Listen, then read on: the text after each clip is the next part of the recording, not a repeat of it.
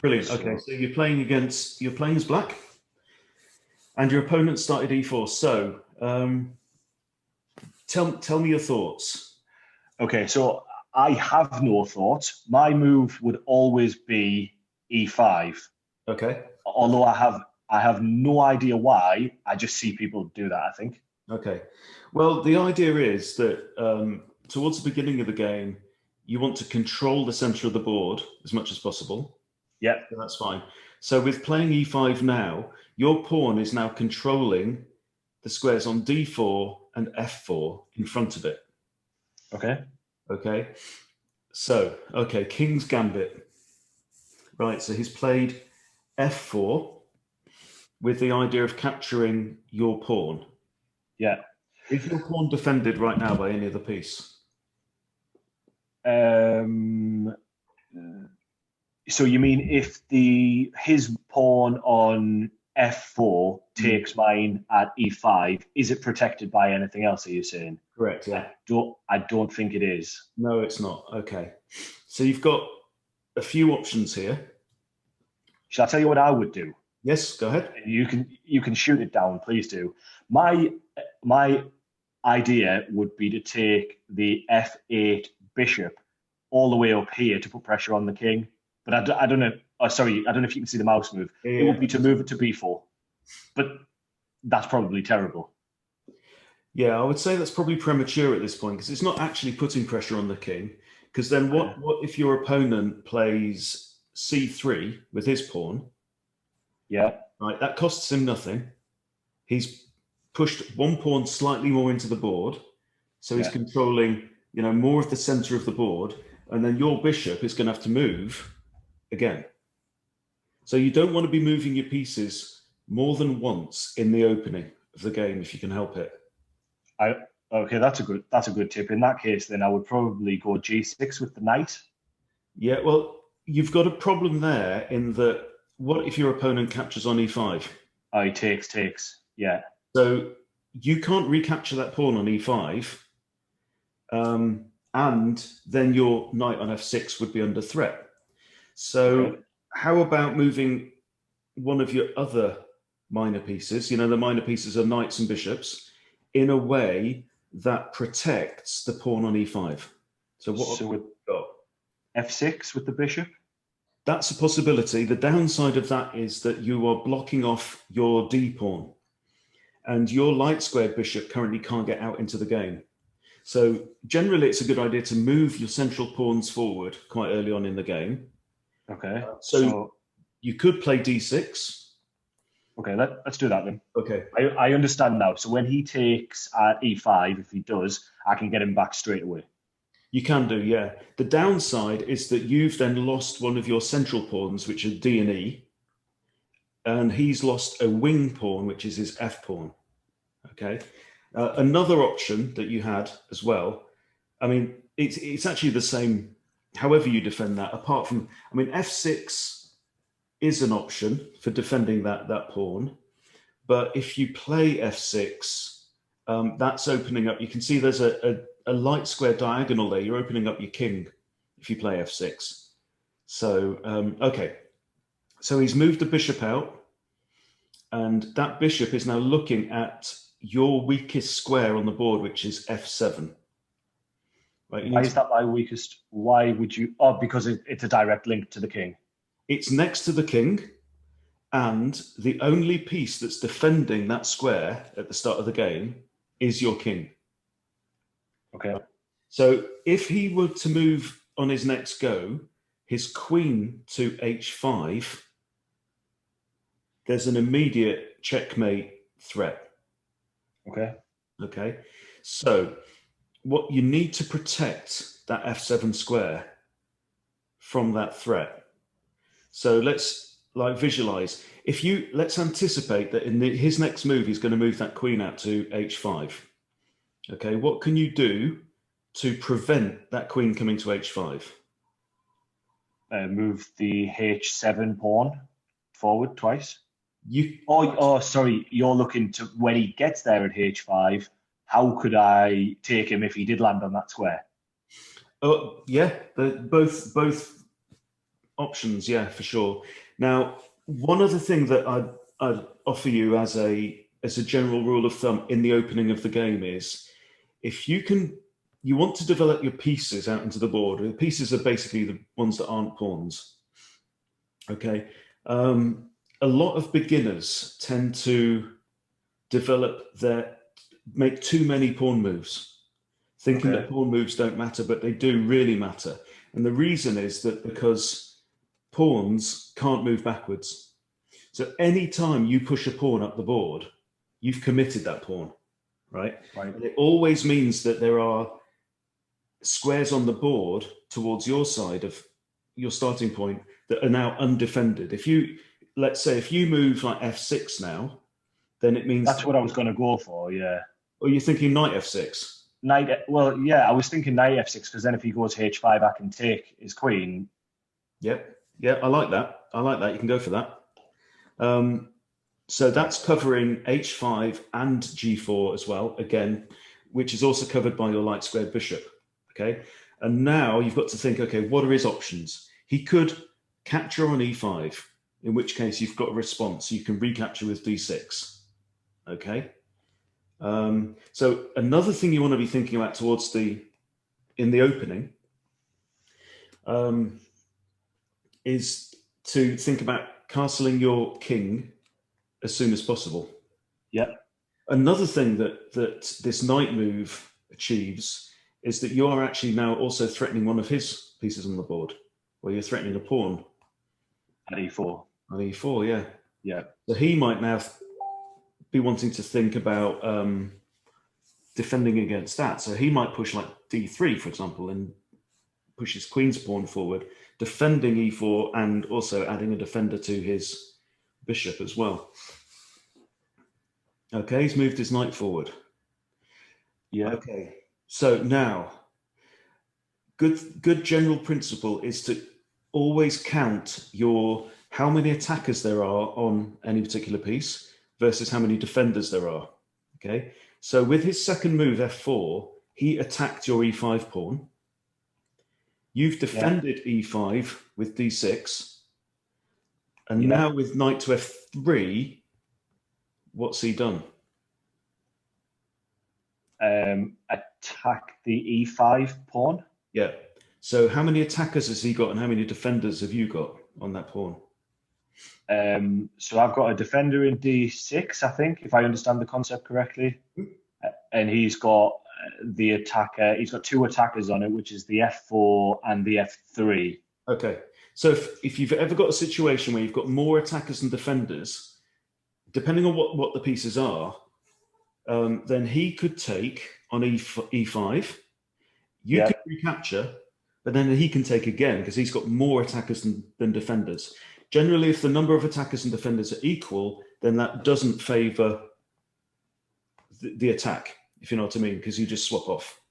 I understand. So what you're saying is if he goes f3 and takes me pawn at e5, then I take with the d6 pawn at e5. He then just gets me pawn anyway. So he's got more attackers than I have defenders. Right? Yeah, so he wins material that way. Okay. So how can you've got a couple of options.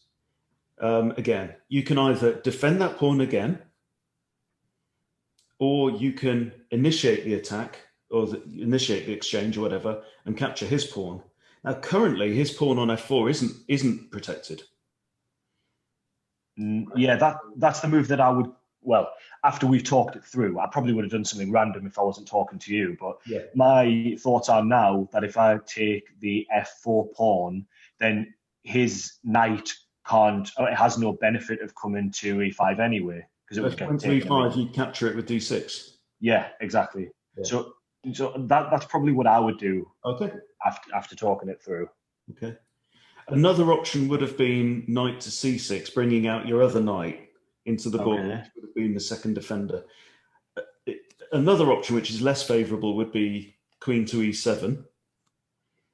That would also add a second defender, but that also has the downside of blocking off your dark squared bishop on f8, because you want to bring your bishops out into the board, you want to bring your knights out into the board fairly early on. Okay, So we've got a threat now. Right. Yeah. To G5. Remember we talked about your weakest square on the board? F7, yeah. Yeah. So what's the situation with F7 now? How many So attackers, how many defenders? I've got two attackers Yeah. in his bishop at c4. I'm furiously trying to keep up with the cell references.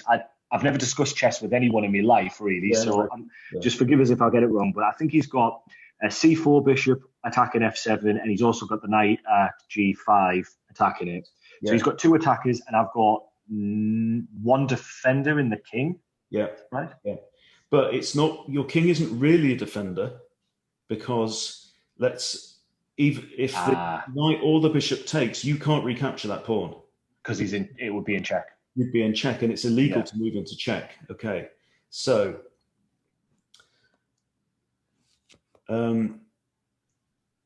there's a couple of risks. One is bishop takes f7, which would be check, and your king would have to move. That means you lose any ability to castle in the game. Okay. The king wouldn't. So just so I understand it correctly, if his bishop took at c7, I wouldn't be able to take with the king, would I? No, because you can't move into check. Yeah. Okay, right. Likewise, if the knight takes on f7, then the king can't capture the knight either, because it would be in check by the bishop, and you would be in a fork, which means that knight is then attacking two valuable pieces. Okay, right. So it would be attacking your rook and your queen, and you can't recapture. So one of those pieces would be lost. Okay. So what we need to do is we need to find some way of stopping this attack. Okay. Now there's two ideas really. One is to try and protect f7, defend f7 with another piece. Yeah. So the c8 bishop to e6. Yeah, yeah. If you've got right click on your mouse. Yeah. You can try a right click drag if you want. Yeah. So if you right click on a square, it highlights the square, and then you right click again to unhighlight it. I didn't know that. Okay. If you drag a piece with the right mouse button and release it, it will draw an arrow from square to square. Okay. So you can use that to kind of sketch out your ideas before you move. Now, so if that bishop moves to e6, like you said, then that bishop has actually also got two attackers in the shape of the knight and the bishop. And you've only got one defender, which is your pawn on f7. So if you move your bishop there, let's say his bishop takes, you recapture with a pawn, then his knight takes the pawn, and you're still in trouble, because that knight would then, he'd be a pawn up. Okay, yep. You following this? And and that knight would be attacking your queen on d8 and your bishop on f8 as well. So let me give you another idea, which is to push d5. Okay. d5 basically means pawn to d5. If you don't say what piece it is, then it means a pawn move. Okay. Okay. Got you. So now look at the situation now. If his knight now captures on f7, what can you do? Take with the king and not put myself into check, because the pawn is sacrificed. Well, the pawn's in the way of the bishop. Pawn's blocking the check, correct, yeah. Now, let's say if he captures d5 with his pawn or his bishop, so he's got two attackers against d5, okay? How many defenders have you got? I've got the queen and the knight at f6, so correct. 2. Okay, so 2 attackers, 2 defenders. Okay, now let's say he captures with the pawn, you recapture with the knight, he captures your knight with his bishop, you recapture with the queen. Okay, so that's actually equal. Yeah. You've both lost a pawn and a piece, a minor piece. Okay. Another option could be that he captures on d5, right? Your knight recaptures on d5. Okay, he's gone for it. Okay, so now there's a couple of ideas here. You can't recapture with a queen because bishop takes queen, and you've lost a queen, and you only get a bishop, so that's no good. Yep. You could recapture with a knight. Yep. And then if his bishop takes your knight, you've actually got a choice. You can capture either his bishop back or his knight. So that would seem to make sense. And this is generally, it's quite often a good idea to push your pawn, push your queen's pawn when you've got this kind of attack going on. It's something that I see a lot. So it's best to take with the knight, take the pawn at d5. Yeah, yeah, I would say so. So, and now that's actually come with what's called a discovered attack, because your knight has now moved out of the way between your queen and his knight on g5. Yeah. Okay, so now he's got something to think about. He's taken a long time for his decisions as well.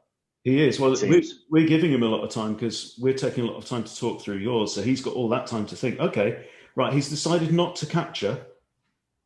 Okay, castle. So now he's gone ahead and castled. Okay. Now, what's undefended on the board?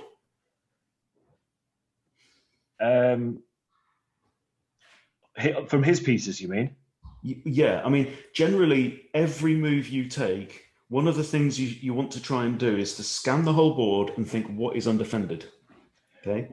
His bishop at c4 is not defended, but I don't know if I have a piece to take that, do I? No, you don't. Okay, no. What else? The rook's defended. Oh, his knight at g5. Yep. Undefended. So. And are you attacking that piece? No. Oh, with the queen I am, yeah. Yeah. So you think take with the queen? I would. I think he's just blundered because he's given up that piece. Now you might think, well, the queen was the only defender of the knight on d5, but the queen is still defending the knight on d5 from g5. I'm not sure I understand that concept. Okay. When your queen was on d8, it was defending the knight on d5. So he might have thought, okay, maybe his queen could take my knight, but then I can take his knight with the bishop. Okay. But with the queen on g5, it's still defending that knight. Because if he takes the knight at d5, I've got him with the queen. Correct. And you'll be a piece up. You're actually a piece and a pawn up. I understand that now. Sorry, Yeah. So right now as well, your queen is defending the pawn on f4, which is attacked by his rook. Yeah. If his bishop takes, okay, so he's decided not to capture the knight. Okay. Right, now there is a tactic here. Do you remember I mentioned if his knight captured on like f7, you'd be in a fork. Is that a term you're familiar with? Yeah. I am now that you told us, but I wasn't before. Yeah. So a fork is when one of your pieces is attacking. Well, one piece is attacking two of the opposing pieces, if not more. Okay. Okay. You've now got an option of a three-way fork on your next move. So I can have three of my pieces attacking one of his. No, the other way around. You can have one of your pieces attacking three of his. Okay. So the fork, when I'm talking in my favour, is say if the queen could take a possibility, it could attack three pieces. Yeah. That I'm just using the queen as a random example. Yeah. So, okay then. So three of his pieces.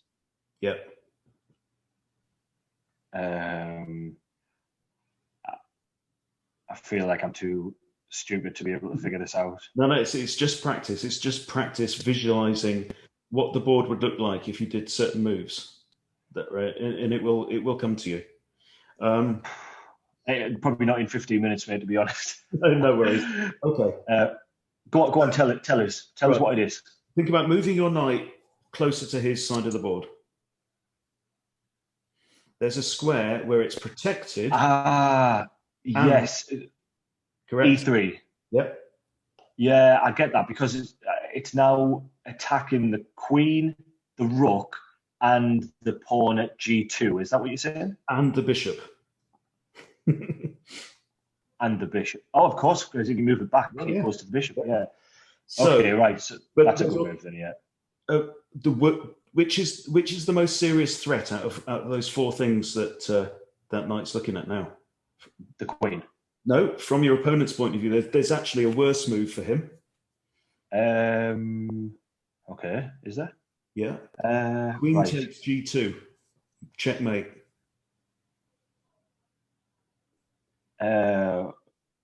That's yours. Because yeah, of course, because then he can't take with the king. Yep.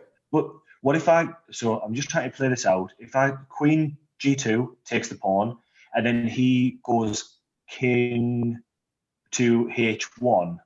It's still in check. He can't do that move. Oh, because the queen would be occupying G2, and it could move diagonally, of course. He's been forced to capture the knight. Okay, that's it. Okay, don't touch your queen right now. Oh, sorry, mate. I've got somebody at the door. 2 seconds. Go ahead.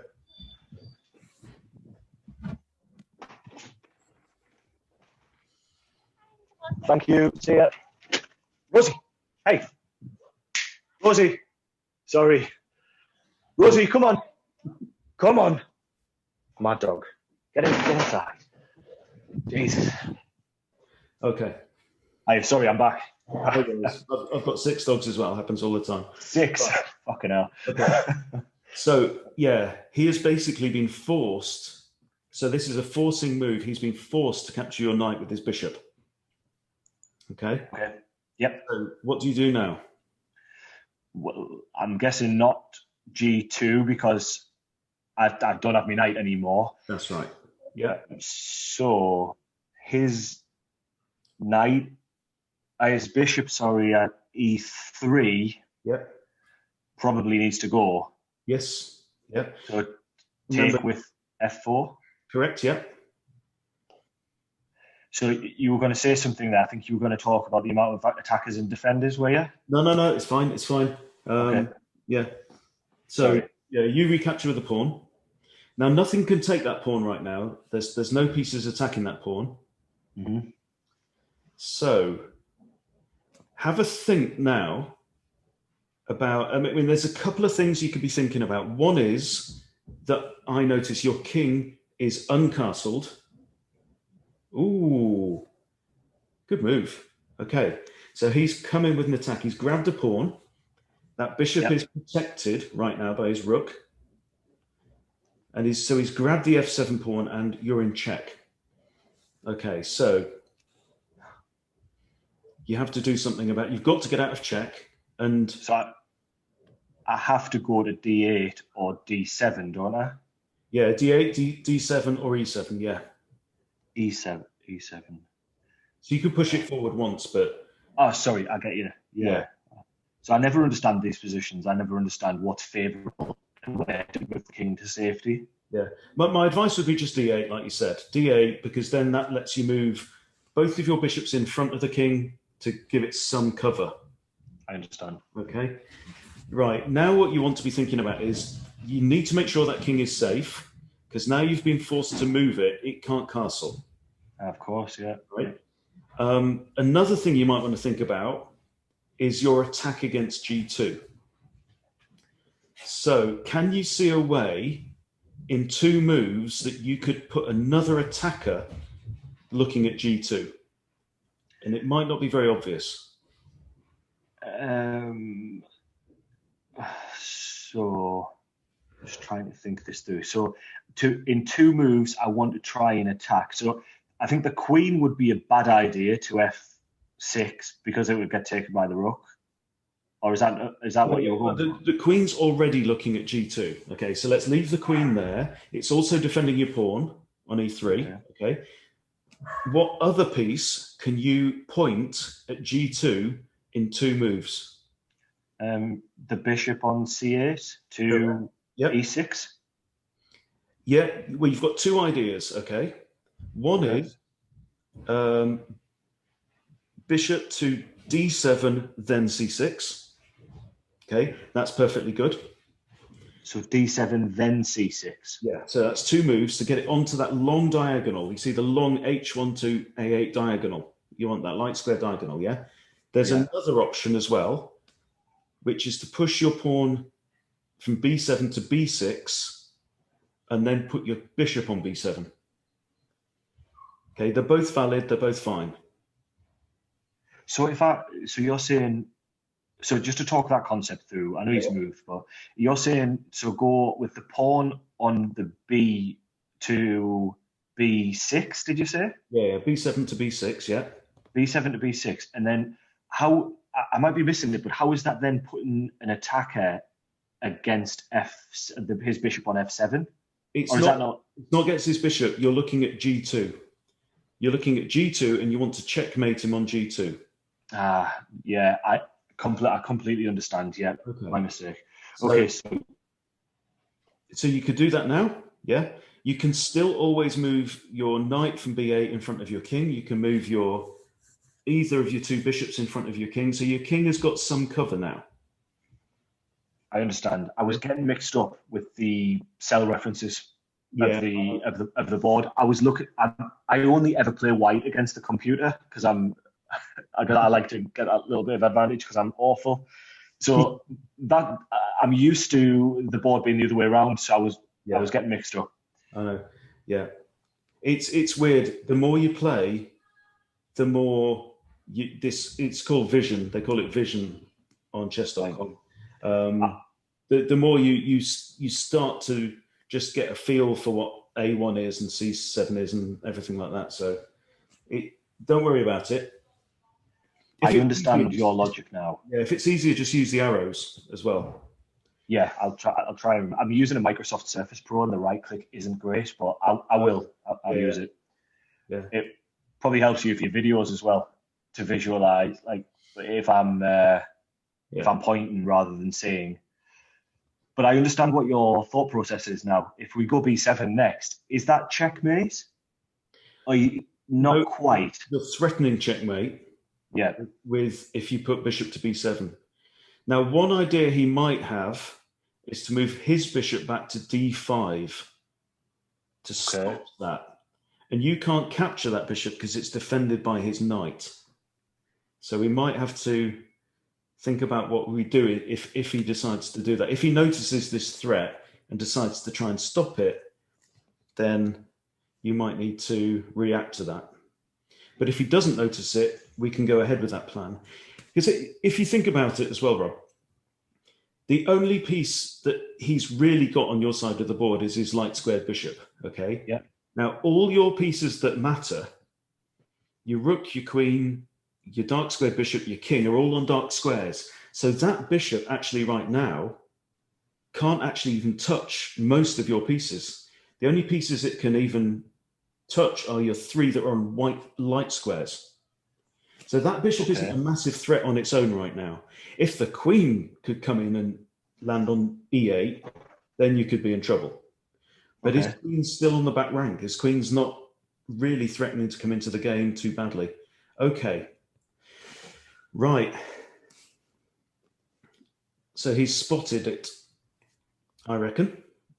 So is it me, or is somebody who was rated 650, is he really thinking about, I just think, is he really thinking about this himself? The only way that I'm even competing in this game is because of you. Yeah. So is he really thinking of this himself? Is cheating quite rife in chess? It seems to be quite rife, yeah. It does. I don't understand the point when you're not playing for money. I know. Why would you cheat? Mad. Okay, so we can't go c7 now. We can't go c7 because the queen can just take your bishop and then take your rook. And there's nothing you can do about it, okay? Okay. You've got one move that can protect your rook at this point. Okay. If you can find it. Protecting me rook, did you say? Yeah, your rook on a8 is now in line with his queen. So he could dive in and grab that on his next move. So I understand. And it's not bishop to b7 because he can just grab the bishop and then the rook. Yeah, I understand. I'm honestly failing to see that. That's okay. So which of your pieces can land on the diagonal? That's it. Well done. Yeah, just Yeah. got it. Just got it. Okay. See, I'm a bit slow. I get there in the end, but I'm probably a bit thick as well. It's all right. Okay, so now if he puts his bishop on that square on d5, okay, you can capture it with your pawn. Yep. And then if he captures back with his queen, you can take his queen with your queen.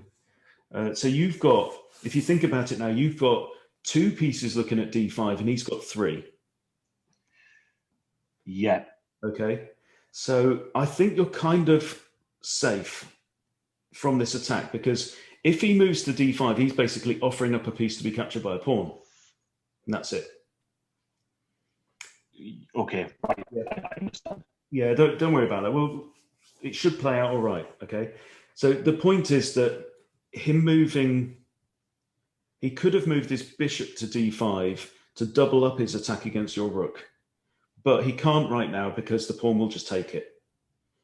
And you're also backed up by your queen. Okay. Okay. So he's moved his knight in, attacking your queen. Yeah. So the queen's going to have to go somewhere. Yeah. Queen's got to move. I would give up on any ideas of defending your pawn on e3 at this point. Because the queen's the only defender of that. I mean, you could move the queen back to h6 and carry on defending it. But your queen's got an important job right now defending d5 as well. Actually has it. No, because he's just blocked his queen off from d5. So if his bishop goes to d5, you can grab it and you're all right. But yeah, the queen's got to move, basically. Okay, so it's not picking the best place for it. Yeah, one option is h6. Another might be b5.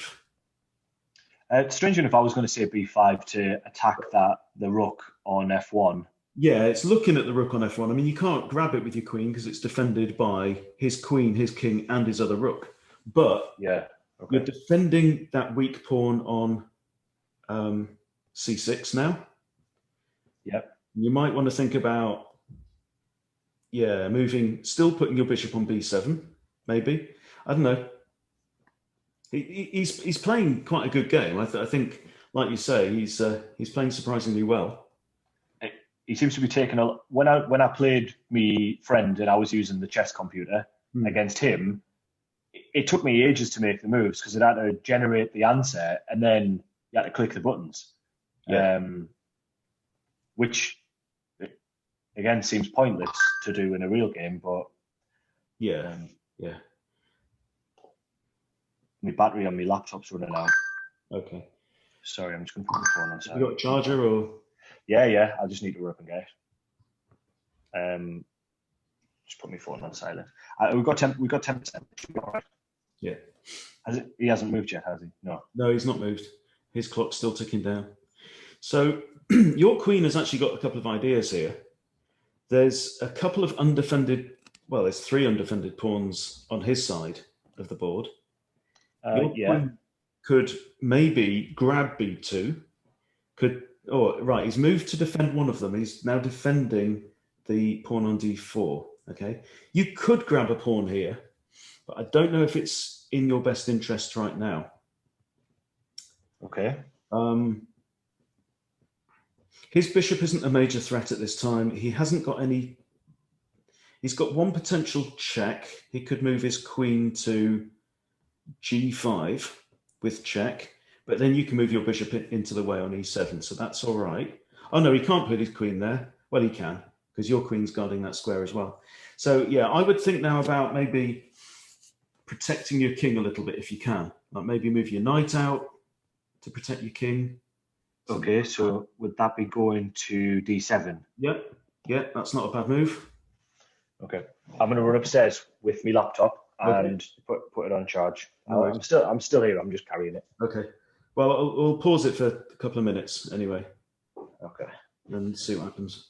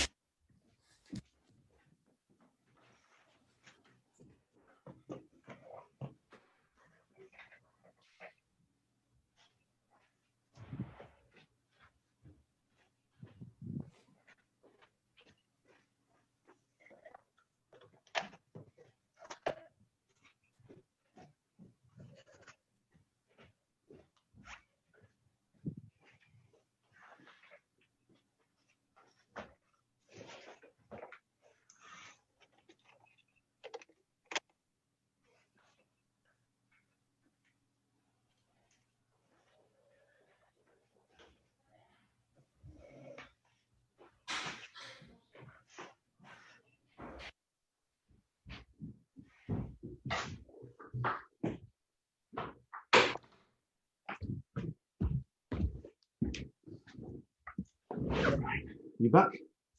Yep, I'm here with the charger. Yes, Okay, so he's not moved yet. no. I really like the concept that you brought up about attackers and defenders.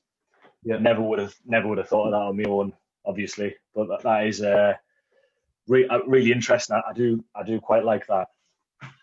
Yeah, it's one of the absolute fundamentals. Yeah. First of all, just getting into the habit of scanning the board to see what's undefended on your side and your opponent's side. Yeah.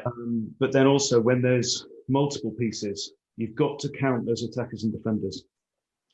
And like we said, the king doesn't count as a defender unless it's the final piece to recapture, in which case it's all right. The king cannot be in the middle of a sequence of captures because it would put itself into check, and it can't do that. I understand. Okay, so you've got some ideas now of maybe developing your light squared bishop. It could either go to, okay, that's an interesting move. Could either go to b7 or to a6 behind the queen with ideas of attacking. And I think b7 looks like a good square for it. But let's just try and think. Let's take a minute to think about what his idea is with moving his knight from e5 to e4 to g5. Okay. He might be thinking about moving his bishop away. Excuse me. Putting the knight there. And putting the knight there with a fork on your king and your rook. Okay. Yeah. If it comes with check, which it would do if your king is under attack, you'd be forced to move your king and then you'd have to lose your rook. So in the next two moves, I would suggest you have to move your king. Okay. Yeah. So I think maybe move your bishop now to like b7. And then in the next move, maybe move the king to c8 or c7. I think makes sense. And I understand. Would it make sense to keep the king on a dark square and go for c7? That there is sense to that, although his queen could check you if it moves to f4, sorry. And that would push you back to c8 anyway. If you know what I mean? Yeah. Yeah, I know exactly what you mean. So if I went king to c7, he would go queen to f4 and get us on the diagonal. Yeah. Oh, hello. Okay, so he's come in with a check. It's not checkmate. So I need to move. I'm forced to do my next move anyway. So it has to be c7, doesn't it? Yes, it does. Yeah.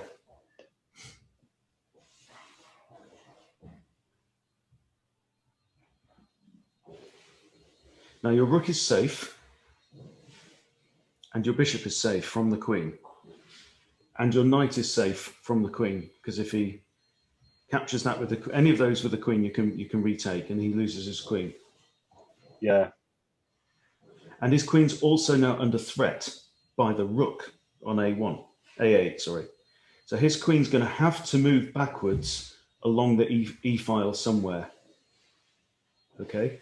So what I would do in this situation is I would start like coloring in the squares that his queen can't move to and figure out which squares it can move to. So it can't go to e7. No. Because of the bishop. Can't go there. It can't go anywhere along the back rank, so it's got to move backwards along the E file.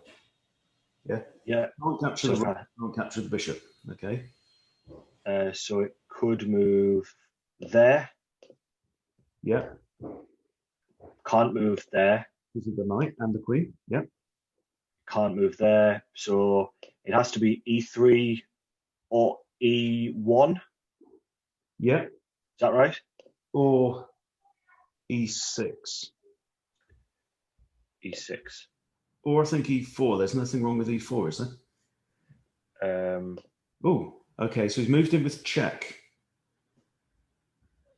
Right. So your next move is also forced. Yeah, so the king needs to go to either D6 or B8. No, B8 would be in check by the queen. So it has to be D6. It does, yeah. Now, actually, I think there's a danger here that your opponent has actually trapped his own queen. Okay. Unfortunate for him, but fortunate for you. Are you saying that he now can't get anywhere with the king without? Because if he moves his queen now to E7, I take with the bishop. Or the king, yeah. Or the king. And if he leaves it where it is or moves anywhere along that back file, the rook would take him. That's right. Yeah. With the. So do you think the best thing to do next is to launch an attack on the queen? Well, it depends where I think wherever his queen goes, you're going to take it next move. So that's one thing that I always get mixed up with. Whenever the computer exposes their queen in any way, I'm like, I must just see the glitz and glamour of getting the queen, and I just take it no matter what. Mm-hmm. Which I know I did read it as a common beginner's mistake to always just be hungry to take his queen. Yeah. So yeah, that would be it. Well, I would never have got this far if you weren't here. I would have. He would have probably checkmated me on move like 5 or whatever. Yeah.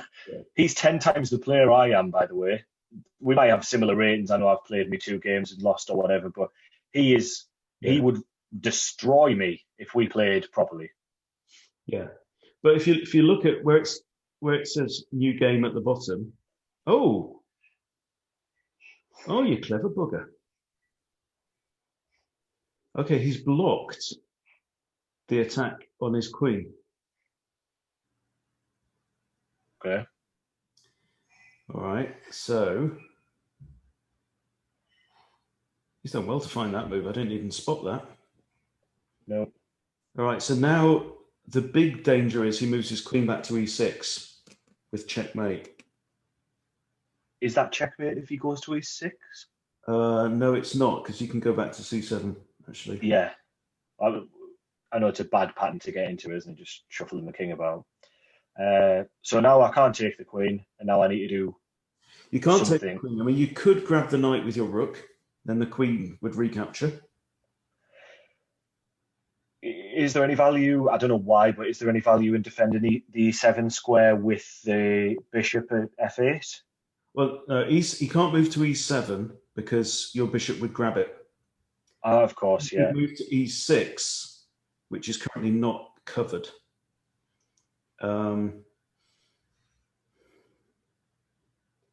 So you might think about protecting that square with another piece, or you could think about capturing his knight with your rook and force the queen to capture there. That would give you a little bit of safety. You've got 4 minutes on the clock, so you need to move quite quick. So that's an idea. You're threatening his queen now. You've just grabbed a second piece, so you're actually temporarily 2 pieces ahead. If he grabs this rook back, then material is technically equal. Okay.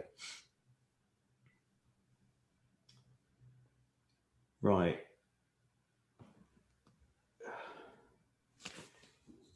It's another difficult check if his next move is to take my knight at D7. That's okay. That's protected by your king. Of course, yeah, I can move back, yeah. So, yeah, what you want to be thinking about now is, okay, what attacks has he got? He can't really check you with his queen. I don't see a square where he can check you and not be taken. So let's think about sweeping up pawns. Well, can he not go check with B8 with the queen? B8, the knight captures. Oh, the knight. Yeah. Okay, sorry. Yeah. So I would think about taking the opportunity to grab a couple of pawns at this point. You can't move your bishop off f8 because he just grabs your rook. Yeah. Now, So yeah. queen to b2. Maybe grab b2, yeah. Okay. And then on your next move, you could grab d4 with check, and that might be quite interesting.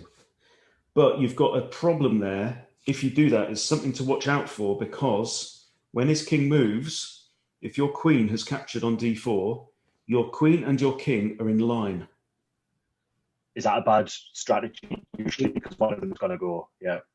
Well, yeah, if you imagine then he moves one of his rooks over to d1, you're going to lose your queen, okay? So it's not critical at this point because you can move one of them out of the way. Yeah. But yeah. So yeah, you need to proceed with caution. Also remember your king is currently the only defender of the knight on d7.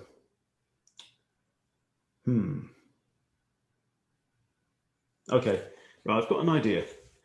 Right, this is my idea for some tactics. I know the clock's running low, so we need to proceed. Okay, if your queen captures, no. I'm thinking g6 might be a good move, pushing that pawn to g6, because your queen might then defend your rook. Okay. And then if you move your bishop to e7, there's ideas about capturing his queen, but I'm worried about these rooks on his rooks. If you take that pawn on d4, you might be causing yourself a load of problems. Okay, this is interesting. All right. Bishop. Is he putting an attack on my knight there at d7 to pave the way to have a line to the king, or not? Yeah, I think queen takes d7 now would be checkmate, because he's got the pawn there as well. Yeah. So that's annoying. Yeah. So do I need to move my king then, don't I? I can't. I can't go anywhere with the king apart from e6. You can go to e6 or d5. But either way, your knight is a goner. And you move there, you can always move your bishop in the way. You can move your bishop now to d6. Okay. Okay, it's a time scramble now. And yeah, 2.5 minutes.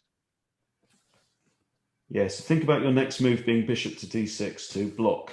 If his queen takes, if his bishop takes, you don't have to do that. And if you move your bishop, you'd lose your rook. So it's definitely interesting times. So, you know how me and my friend Martin Sunnerstam have ratings of like 600. What's your rating on this game?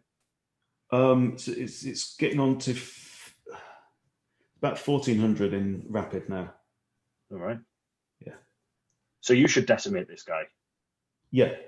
Is it not a bit suspicious then that he's given us a run for our money? Well, no, I think, look, he's higher rated than you, and the game's very equal at this point in time, and he's got a lot of time on the clock, so my money's on him at this point. My money's on him as well, yeah, definitely. Yeah, because it looks like, yeah, you're going to lose your, okay, right. Okay.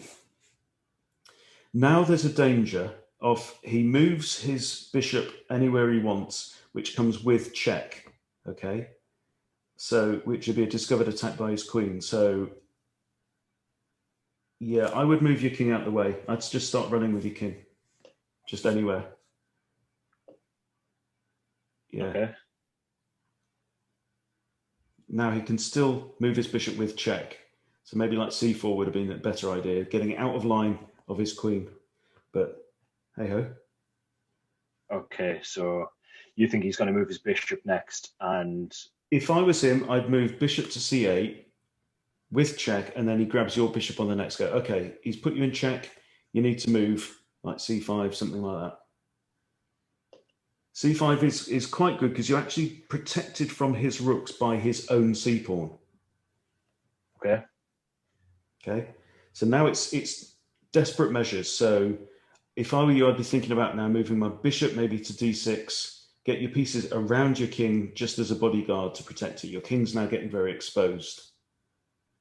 Okay. There's 2 minutes on the clock, so you're up against it. You could also sneak in, bishop to a6 with your light square bishop and attack his rook and see if he notices that. Yeah, but that's a good move. So this is what I do. What you're doing right now is I will highlight undefended pieces. I will draw arrows for my intended moves or candidate moves, which are the moves I might consider playing on my next go. So using your opponent's time while he's thinking, you need to be thinking about your strategy and how the game's going to go from this point. Okay. Yeah. Okay, he's moved a rook across. So, yeah. So it's still value in a6. Yep. Now he's got queen to d4 check, but your queen can capture. So that's not too risky. Yeah. He's going to come up with some ideas. So if he plays queen to h5 check, you can't really block it. So you're going to have to move your king onto the 4th rank, I think. Okay. But you can see why this, I stress over and over again on my channel that everybody who wants to improve at chess do not play anything less than rapid. I mean, rapid means, I think it's 20 minutes or longer.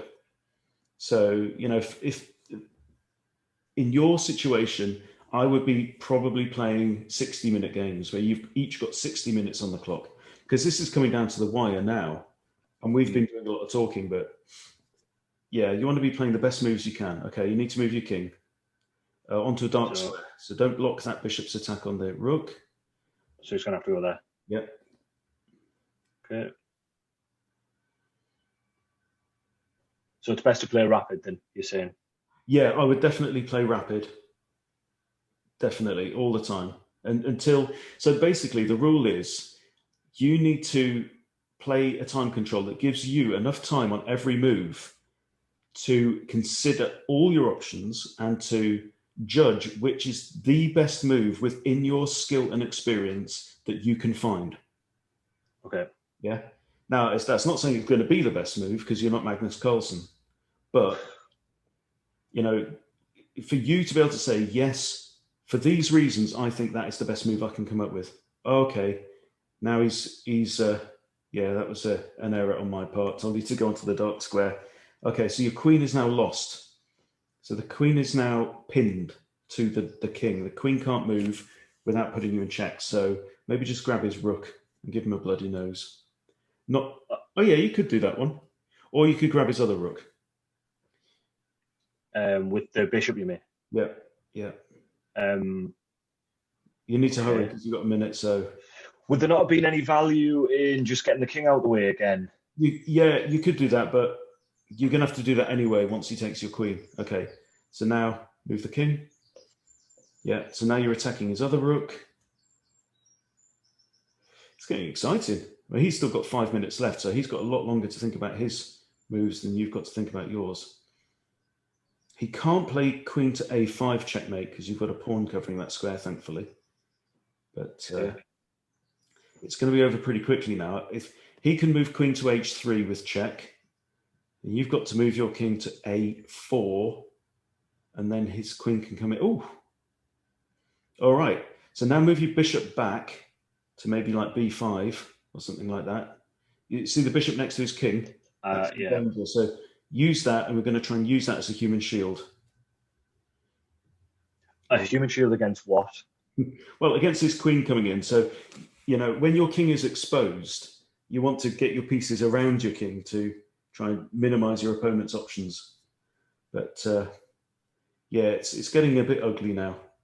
So you might want to think about moving your dark squared bishop as well, off f8 up to like b4. just to give yourself some cover, or even to c4 with check. That might be interesting. Okay, let's try this. Yeah, c5 C5, yeah. with check. And now we've got ideas. So that's going to force his king into the corner. Yeah. Because you've got this pair of bishops, which is actually quite a strong structure. So now if you think about activating your rook, Yeah. there may be ideas of a surprise checkmate, but So are you talking moving it to F? f8 or d8, yeah. Yeah. I think no, f8. F8 is the best one because f1 is protected by your bishop. So let's say you moved your rook to f8. Yeah. Some reason he moves his rook off the back rank, then rook to f1 would checkmate his king. Okay. Which would be a famous victory. It certainly would be. So yeah, I know it's been a bit of a mind bender, this game so far, and I might have thrown some stuff at you, but I tell you what, I've never enjoyed chess as much as this. The like thinking about everything, yeah. albeit poorly. Okay. So he's played now, a legal move. Okay, knock it out quick. You've got 30 seconds on the clock. All right. If his rook comes off that first rank, you have a checkmate. Okay. You may even decide to throw your rook in there and force his rook to take you and you take back. Then you're going to be in a situation of queen and a bishop against two bishops, which gives you a fighting chance, but not a lot. Is there any value in attacking his b1 rook with the king? You can't right now because you can't capture a2 because it's covered by the bishop. Okay, yeah, he's smart. He's protecting himself. Okay, maybe rook to f6, attack his bishop. Rook to f6. Yeah. So he's probably going to win on time anyway, but that's okay. Oh shit, we've got 16 and a half seconds left. Jesus, time flies when you're bad at chess. I know, but yeah, we've spent a lot of time talking as well, so it's a learning experience, and I'm quite happy not to help you win this game because it's a rated game. So, but if you notice now where it says win plus 125, lose minus 104, so that's because you played so few games that your Glico rating it's like your variance, like standard deviation thing on there. Okay. It means it's so high that because once you're established, if you play somebody, whoever you play, that's it. Brilliant. You've grabbed a piece. Well done. So now think about moving your dark squared bishop to d6. I can't think of it quick enough. Okay. You're blocking off his king's escape square. Okay. Yeah. So now, your next move. Okay, play bishop to c4 next move. Oh, hang on. Wrong bishop. Doesn't matter. Okay. Oh, you're in check. No, he's got you. Oh, well. There you go. Game, Martin. Putin by the look of it. Yeah. At least he's clapping. Well, brilliant. Look, I mean, that was a hoot. Your opponent actually played pretty well in that. So that's your 600 kind of rating. So that's what you want to be working back up towards. So now you've dropped to 513. I would get absolutely mutilated by him. If I played him, he would make very, very light work of me. I reckon so, yeah. I mean, look, he didn't play a great game. He blundered a piece early on. So actually gave you a material advantage earlier on. But I think bottom line is that he's significantly more experienced. Yeah. Where's he from? Sweden. But yeah, I think we've introduced a bunch of ideas in that'll stand you in good stead. So what are the biggest insights that you take out of this game? I suppose attackers and defenders. I really enjoyed that concept, adding up which pieces are defended versus ones where you can attack. Forking, I didn't know what that was at all. I would have guessed, but as you noticed when we were talking about it, I guessed incorrectly. Other things are not developing the pawns, or not. I don't know if developing is the right term, but Yeah. not moving the pawns, like overplaying pawns. The amount of promoted pawns I've had playing against the computer is just nobody's business. I've had like 3 queens on the board like loads of times. Just my idea is just to run with the pawns to the other end. Yeah. I suppose using the concept of figuring out my opponent's attacking lines. Yeah. Previously, what I would think is when I've played the computer, I just honestly thought the computer is kind of random and they're not developing a strategy. Yeah. And then when I played that one guy, well, rightly or wrongly, I thought, because his rating was so low, I think he was like an 800 or something. Mhm. I thought to myself, his rating is so low that he's not going to be thinking on a level where he's developing attacks like 6 moves ahead. Yeah. But I suppose that I don't know what it is about you, but you gave this guy Martin Sunnerstam a lot of credit for developing good attacks, and it kind of helped to defend against them. Mhm. Whereas, well, you'd probably ask Rob, why on earth are you arrogantly like dissing your opponent's play when you're horrible at chess? I just expect that beginners are going to be bad at everything. Yeah. Yeah. Well, Overall, that's what I've learned. yeah, everyone will make mistakes. People at every level make mistakes. It just gets a lot less common the higher up you go in the ratings, that people take more time, they're more careful, and they're just quicker at scanning the board, seeing what the threats are, seeing what the weaknesses are, seeing what's undefended, etc., etc., and seeing what their tactical, opportunities might be. Now, your opponents will make mistakes. Your only job at this point in your growth is to minimize your mistakes, right? Yeah, they will make errors, and you will be able to capitalize them, but not if you make more errors. So that's the first thing to concentrate on is, I would say, not leaving pieces undefended. So you'll probably you might drop down to 300, 400, but the point is to build up from there, but take it slowly as well. That's the most important thing. Give yourself time to think, what is my opponent doing? Every time he makes a move, think, why did he make that move? What's his idea? What's not defended on the board, and stuff like that. Because one day you can beat this guy. Okay. Yeah, it's all practice. There's nothing to chess other than developing your ability to read the board and see what's going on. Right? You need to be able to spot danger. You need to be able to know when to attack, when to defend, and it's all there. And this is the interesting thing: is it doesn't matter whether you're a grandmaster or you're a complete beginner like yourself. All the information is actually there on the board. You know the rules. You know how the pieces move. It's only about developing layer upon layer upon layer of experience, and then you'll be able to read it quicker, and you'll be able to generate your ideas quicker, and that's it, really. Okay. Yeah.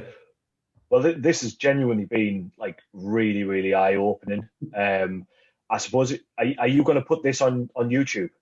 Yeah, if you're happy for me to do that, that's fine.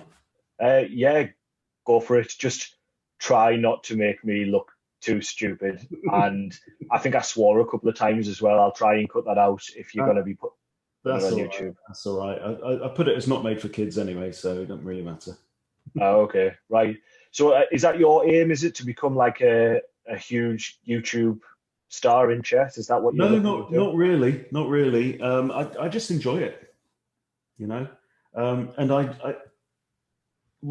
what I found interesting was that when I wanted to improve, and I was going on YouTube, and there's so much stuff on YouTube, but so much of it is international masters, grandmasters, right? And if you can sit there and watch like Eric Rosen, I am Eric Rosen playing blitz chess or whoever, And you can't, I mean, I can't follow the speed at which they calculate anyway. Yeah. So it's pretty pointless. So it struck me that there was an opportunity to create lessons that are slower paced, where half the world is below 1,000 rated. So, everyone below 1,000 needs stuff at an appropriate pace so that you can start to learn these patterns and start to figure it out for yourself. Because to do it at a rate of knots like those, top chess masters play, it doesn't help you, you know. So that's Yeah. why I do it. I enjoy teaching. I've always enjoyed teaching, helping other people. So that's basically all it's about. Okay, great.